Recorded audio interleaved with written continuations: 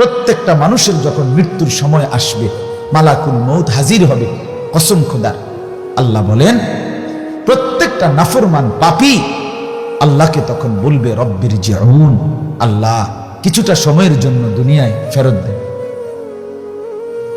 হায়াত একটু সময় আবার দেন, লাআল্লি আমালু সালিহান ফীমা তারাকতু, এবার যদি ফিরতে পারি রব্বুল আলামিন সবগুলো নেক আমল যেগুলো ছুটে গিয়েছিল সব পালন করব।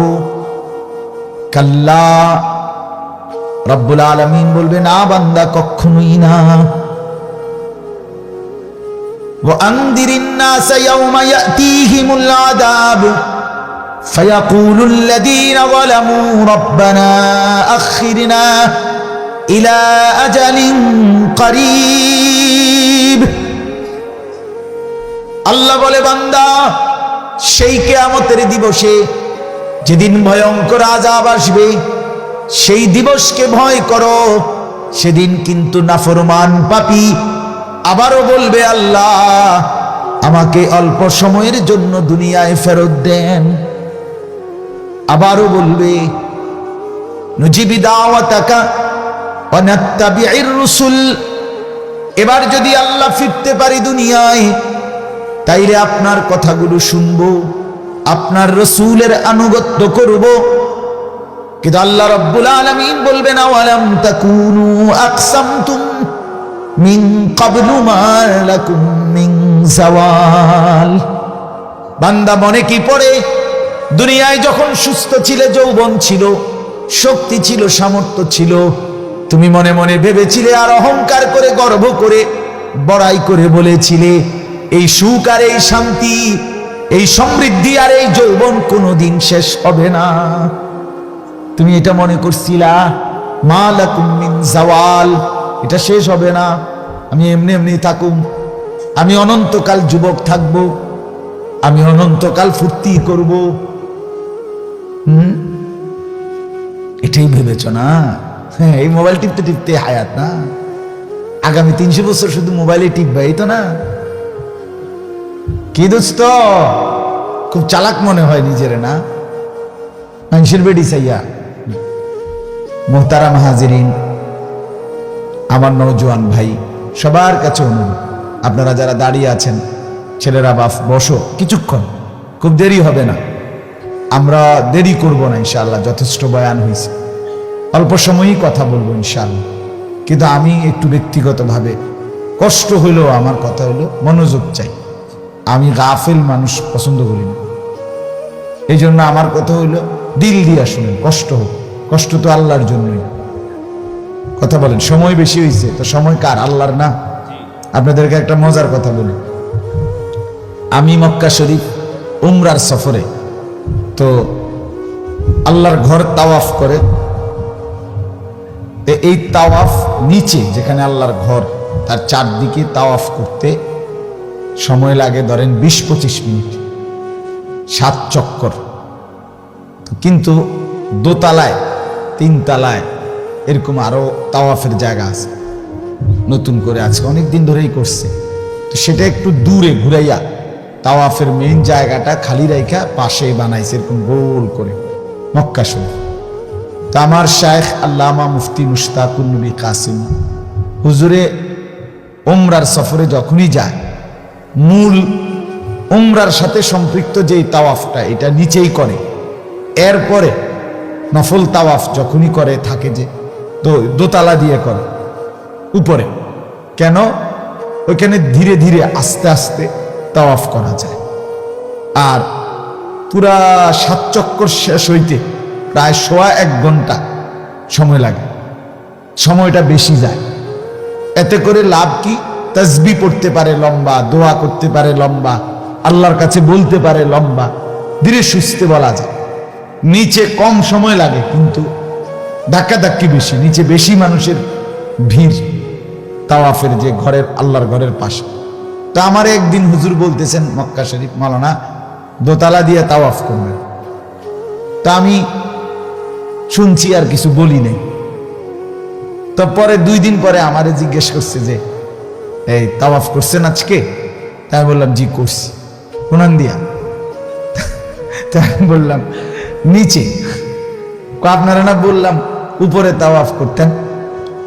তখন আমি জোয়ান মানুষ, তো আপনারা না বলছি উপরে তাওয়াফ করতেন। তাই আমি বললাম হুজুর একবার করছি, 1 ঘন্টা 1 ঘন্টা লাগে, নিচে 20-22 মিনিট লাগে, সময় কম লাগে। এই তখন উনি আমার একটা সুন্দর কথা বলছে, আমার শায়েখ বলছে মাওলানা সময় আপনার আব্বার, বুঝেন নাই কোথায়? সময় কি আপনার আব্বার? আমি বললাম না, সময় তো আল্লাহর। তো আল্লাহর দেওয়া সময় আল্লাহর জন্য একটু বেশি ব্যয় হবে, এতে আপত্তি কিছু? সেই থেকে আমি সব সময় এই উপরেই তাওয়াফ করতাম। তার মানে আমার অর্থ হলে কথা বলা, সময় একটু বেশিই গেল, তো সে তো আল্লাহর জন্য গেল, ঠিক না বলেন না? আমাদের এই বসে থাকাটা কার জন্য? আল্লাহর জন্য। আল্লাহর জন্য, আল্লাহর জন্যই বসলাম। এই সময়টুকুই কাজে লাগে, এই সময়টুকু। হাদিসের মধ্যে আছে, প্রিয় নবী সাল্লাল্লাহু আলাইহি ওয়াসাল্লাম ইরশাদ করেছেন, মা মিন ইমরিইন নাফাতা ইল্লা কুতিবা। প্রত্যেকটা মানুষের যেই নিঃশ্বাস পড়ে, এই নিঃশ্বাসটাও ফেরেশতা আমলনামার মধ্যে ডান কাঁধে বাম কাঁধে লিখে।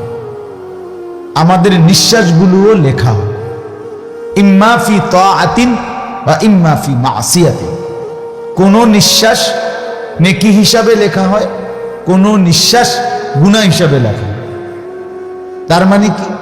তার মানে হলো এখন যারা আমরা এখানে বসছি নেক কাজের জন্য, এখন আমাদের প্রত্যেকের নিঃশ্বাস আসা যাওয়া করছি কিনা? কথা বল, নাকি নিঃশ্বাস বন্ধ? নিঃশ্বাস বন্ধ হইলে তো আমরা মরেই যাবে। তাহলে নিঃশ্বাস চলতেছে না আমাদের। এই এখন আমরা আছি প্রত্যেকেই দ্বীনের মজলিসে, কোরআনের মজলিসে, আল্লাহর কথা শুনবার মজলিসে।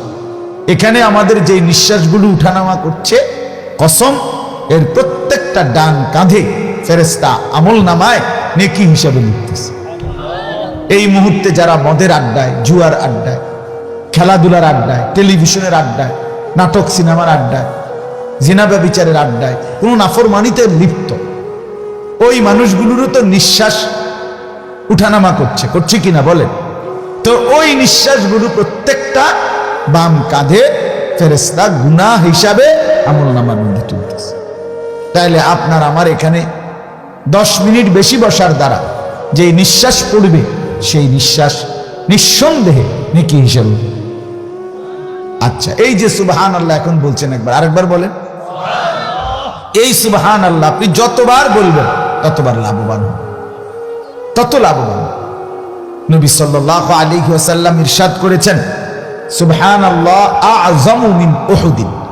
একবার সুবহানাল্লাহ বলা উহুদ পাহাড়ের চাইতে ভারী নেকি। উহুদ পাহাড় মদিনা 8.5 কিলোমিটার লম্বা। তাইলে এত বড় সুউচ্চ উহুদ পাহাড়, তার চাইতে ভারী সুবহানাল্লাহর ওজন।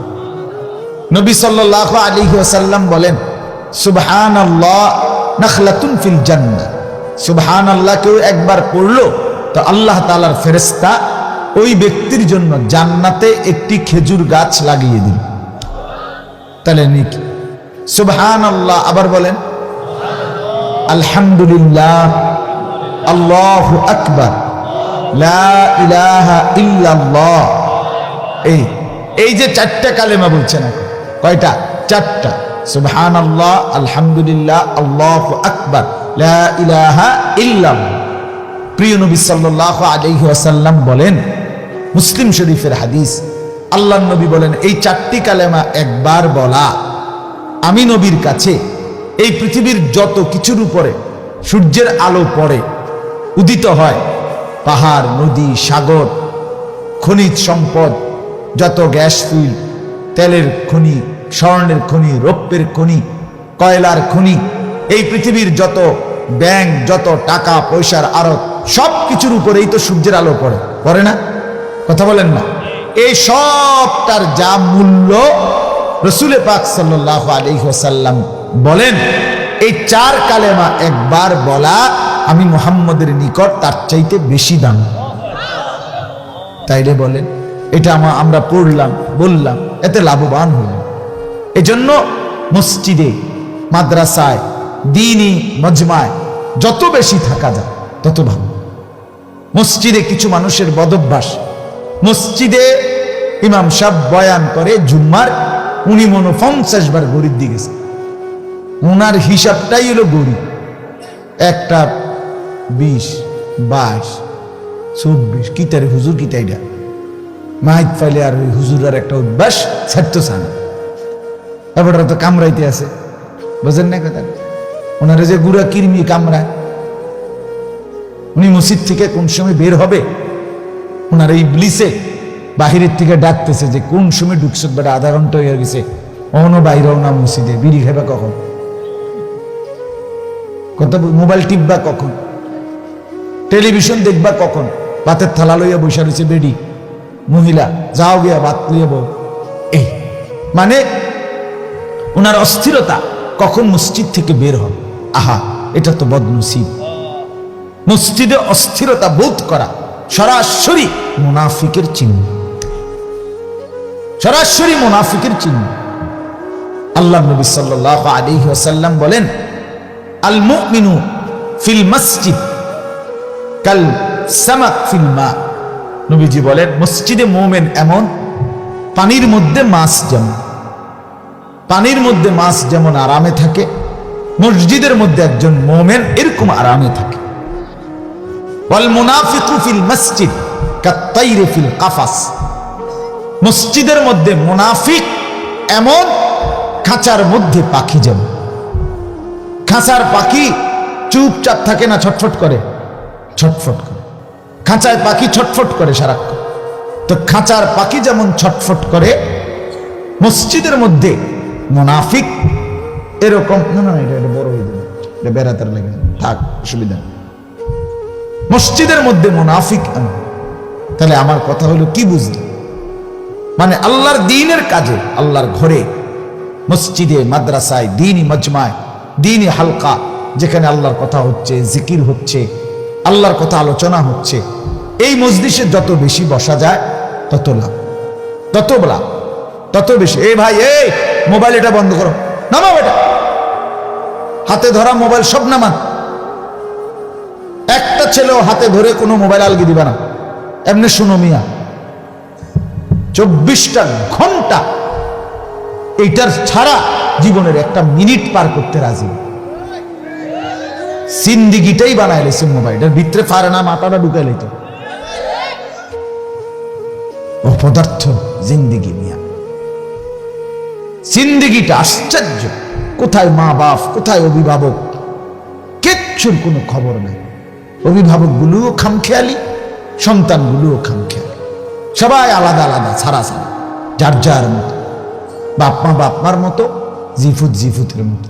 আশ্চর্য কথা। এটাকে তো ফ্যামিলি বলে না বাপ, পরিবার এটাকে বলে না।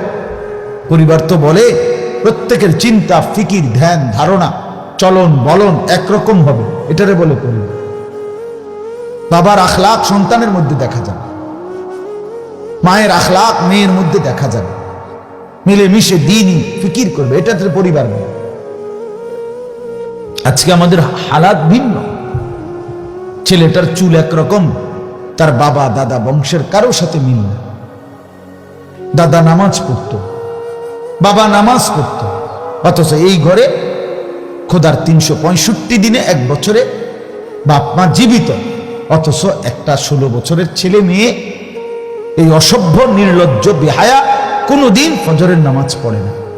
ও বাপ কই, মা কই, এগুলা কি খায় কেমনে, হতে কেমনে, আমি বুঝি না। কি জিন্দিগি এগুলো?